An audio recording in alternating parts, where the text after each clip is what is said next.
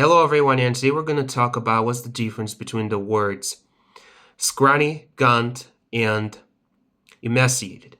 They are adjectives and they mean very thin.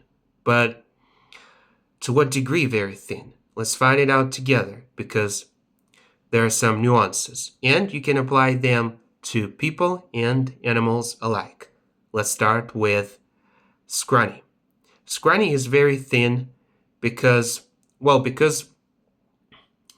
it can be someone straight. For instance, some people, as you notice, may appear frail, feeble, weak, lacking muscles, but they feel perfectly fine. Why? Well, because it's just their trait. Or some people may appear scrawny, well, because they're in a diet. Now to the next word, gaunt. Gaunt is very thin because of hardship, stress, malnutrition. You can say so about POWs, prisoners of war, or for instance, another example. Some people had been living in squalor, then worked in a mine, still seem gaunt. And emaciated.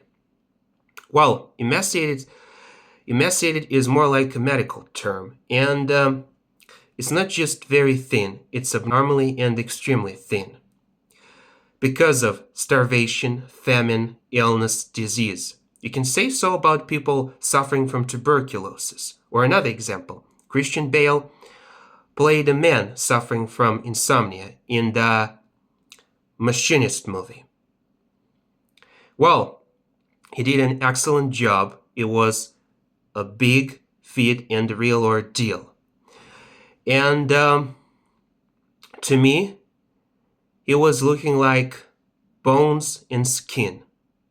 And if I remember correctly, for 3 months before the filming started, he ate just an apple per day and drank a glass of water per day. Can you believe this?